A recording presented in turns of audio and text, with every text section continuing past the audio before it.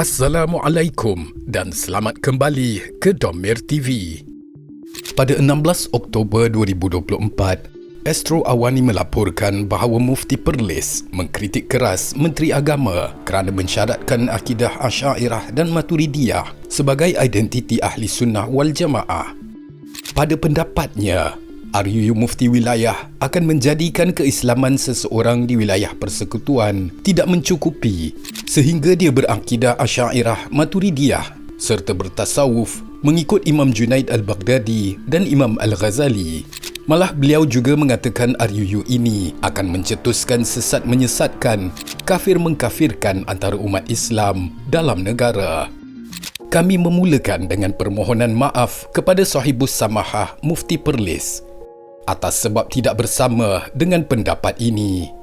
Ianya tersasar dari konteks seperti yang diterangkan oleh Tun Abdul Hamid Abdullah di mana tafsiran Ahli Sunnah wal Jamaah dalam subsection kurungan 4 adalah untuk tujuan seksyen itu, iaitu seksyen 3 berkenaan pelantikan mufti dan timbalan mufti.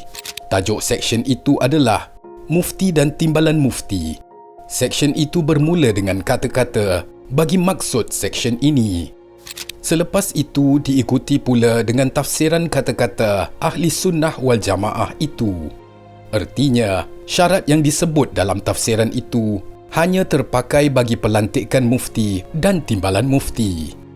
Maaf, kerana kami percaya naratif dan persepsi seolah-olah negara akan terjerumus dalam perbalahan sektarian atas takrifan ini adalah kenyataan yang boleh mencetuskan perbalahan.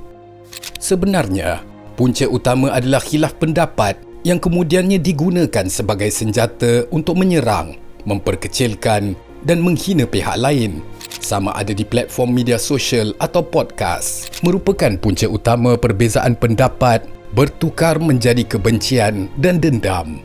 Cherry picking atau memilih isu-isu tertentu kemudian mengepilkannya kepada manhaj lain sudah tentu mengundang reaksi yang negatif dari pihak tertuduh. Maaf, tetapi kami juga faham bahawa untuk mendapat liputan media yang luas perlu mengeluarkan kenyataan yang sensasi. Dengan keadaan umat Islam kita hari ini, algoritma media sosial dan peranan berita, optik menjadi komoditi yang sangat berharga dalam jual beli perhatian audiens. Adakah dengan memperlekehkan pengetahuan Menteri Agama, hujah Datuk Mufti akan lebih kuat atau hanya ad hominem? Saya menghormati pandangan semua orang masing-masing ada pandangan yang tak disuarakan dan saya hormati. Tambah Datuk Dr. Muhammad Naim, RUU tersebut akan dibentangkan dalam sidang parlimen kali ini jika tiada apa-apa aral. InsyaAllah akan RUU Mufti ini kalau tidak ada apa aral kita akan bentangkan dalam sidang parlimen kali ini. Seperti kenyataan Tun Abdul Hamid, hujah ilmiah hendaklah tertumpu kepada alasan-alasan yang menguatkan atau melemahkan sesuatu pendapat mengenai isu yang dibincangkan, bukan dengan menyerang peribadi orang berkenaan dan membuat tuduhan liar terhadapnya.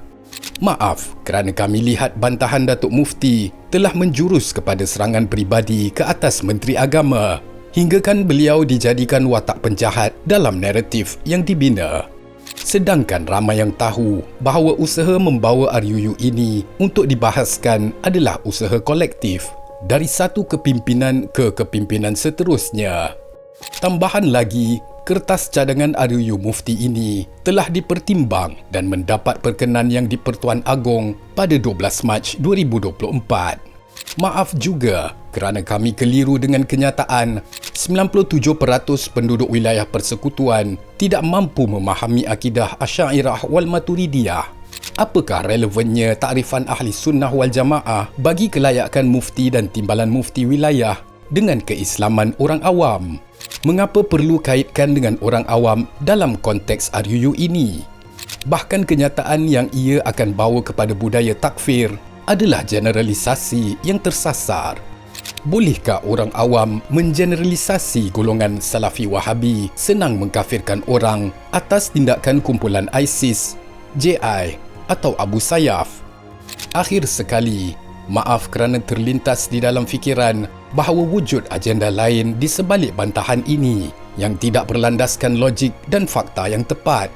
Kemudian ia disambut pula oleh para penyokong dan digandakan kekeliruan awam hingga tenggelam isu pokoknya. Adakah mereka ini bercita-cita untuk memegang jawatan mufti wilayah tetapi tidak setuju dengan takrifan RUU tersebut? Dalam konteks RUU mufti wilayah, memartabatkan ahli sunnah wal jamaah adalah satu hal yang utama. Namun tidak kurang pentingnya untuk memastikan institusi kefatwaan di wilayah-wilayah persekutuan mempunyai wibawa tersendiri. Kritikan terhadap takrifan ahli sunnah wal jamaah jika tidak diurus dengan baik dan beradab dan disulami pula dengan persepsi takfir dan tabdi' hanya akan memburukkan keadaan umat Islam pada hari ini. Mungkin sudah tiba masanya untuk menggerakkan kembali intelek masyarakat awam dengan pendekatan nakli berasaskan wahyu dan pendekatan akli yang rasional. Penerapan ilmu nakli dan akli sangat penting agar generasi muda dapat menghayati agama Islam dengan berkesan.